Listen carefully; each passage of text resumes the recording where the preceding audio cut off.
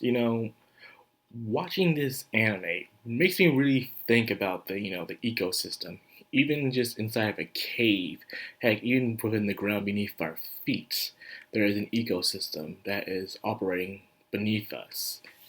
It's amazing how we not pay attention to it. It makes you wonder, how do we contribute to the ecosystem? Watching this anime really makes me think about that. To an animal, they probably don't even think about contributing to the ecosystem. All they think about is surviving.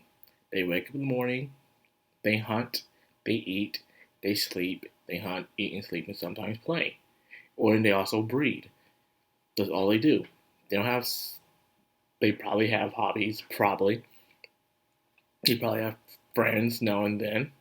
But their main goal is to eat, sleep, and breed. And seeing this episode, how you seeing Shiro just going place to place where she always wanted to have that home where she can stay there and defend, but she can't do that. She keeps going place to place. Every time she settles down, there is always some sort of danger. And that's how it was when the first humans came around. We really couldn't settle in a certain place. Stay in a cave. It's probably too cold or hot, or some dangerous creature will come along, poisonous stuff, or even the lack of food and resources. Humans didn't have a long lifespan back in the day. They would barely get to see the age of 30. So that's why they breed at a very young age, which was their natural course, is for humans to breed at a young age. But now that we're in a society where people are comfortable and they live without having to survive, we kind of push the age limit up. Because, why am I even talking about this? I'm just really thinking about the ecosystem and seeing how Shiro is surviving inside this dungeon, and she's at the lower parts. Seeing how strong the mantis was, she thought the mantis was stronger than the snake, and then the mantis got eaten, and then she walks off, just runs away, knowing that she needs to survive and sneak. She even spends days without eating food and just feel like collapsing, even to the point where she eats something that's so disgusting. It takes a big chunk out of her life. She's just puking it up. Even after that, she still continues to eat it, man. It's just going on. It's like watching anime documentaries, what we're doing. A fantasy anime documentary when you're watching Shiro. And not only that, I was talking to another friend who was also watching the show, and we're like, would it be cool if this was a video game? I'm like, you know what? This would be cool because actually on the Wii there was a video game where you could play as a scorpion and a spider, but it was in a more realistic environment. Now imagine if you could play as something like this. You start at the deepest part of the dungeon. You hatch, and then you have to find your way to survive. How you get out of the dungeon is entirely up to you. How you level up, all that. Heck, you can probably go throughout the dungeon without even leveling up. Tons of ideas for this. This could be a video game. Surviving in the dungeon, just waking up at the bottom. You can choose to be strong, choose to be weak, a stealthy, a strong monster, or whatever. The options are limitless in a way. That would be cool, but who knows? I hope someone will pick up that idea. But anyways, back to the story.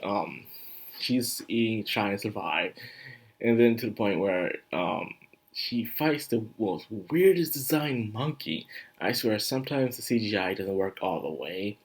I realize when you're watching these shows with dungeons in them, the creatures inside the dungeon are always CGI. I see to show how utterly worldly dimension they are compared to the real world and stuff. So that's a possibility. Well, anyways, with that being said, she fights the monkey. The monkey's super fast. There's one of them. It was hard to beat, and she finally did. But of course, it did a very insect-like thing. I don't ever recalling, and I'm probably wrong. I don't know, I'm not a big expert on animals and bugs, but last time I checked, an insect, when an insect's on the verge of death, it's the only thing that calls out a signal to its brethren to come along and to avenge it. I never really seen an actual animal, a mammal, do something like this. A kind of an avenge call, I would call it. So I've never seen anything like that. So for a monkey to do that, pretty interesting. But again, it's another world, so the rules don't apply to our own world. Now, I like how she just levels up. So if she ever does become OP in a series, at least we see it happening as her becoming stronger throughout the stage. She's extremely weak right now, so she's taking her time. We're watching her take her time, surviving and getting stronger as the time goes on. It's not like the other anime where even they do start out weak, they're like super strong in the next episode or two and stuff like that. And like, come on, man. We want to see this progression. But then again, they don't have many episodes most of the time. So I can understand that as well. That being said, she's taking on one heck of a fight these monkeys, man. They even pull her legs off, man. She's just spewing the web, trying to spew the poison, also trying to conserve MP at the same time. Make sure she keeps that HP up too. And then even more evolved monkeys come around, and they're just as hard, like literally almost rip her almost in half. And she's still alive. She is struggling. I was on the edge of my seat with this fight. And even after she defeated the monkey, she lands on the ground. And she's just that battle cry. Like, that little battle cry.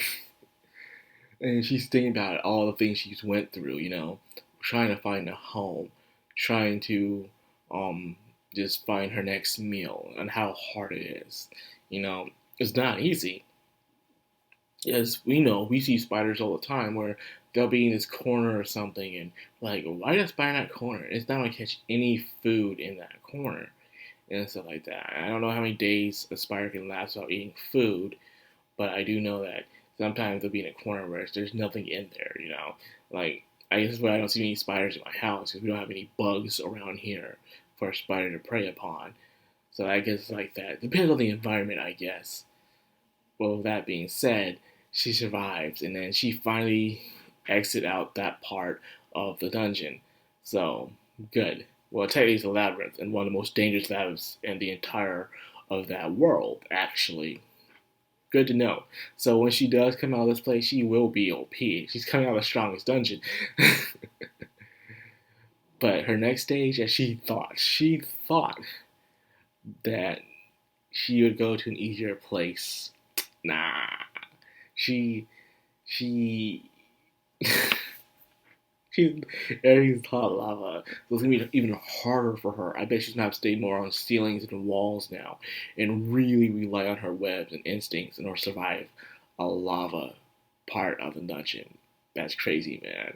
Well, I can't wait to see it, how she survives. I was actually hoping to see the human side of the story, but I guess not. It was just entertaining enough as it was, but still, I would like to see more of the human side, connect. But hey, we have 24 episodes, so they can take their time, I guess.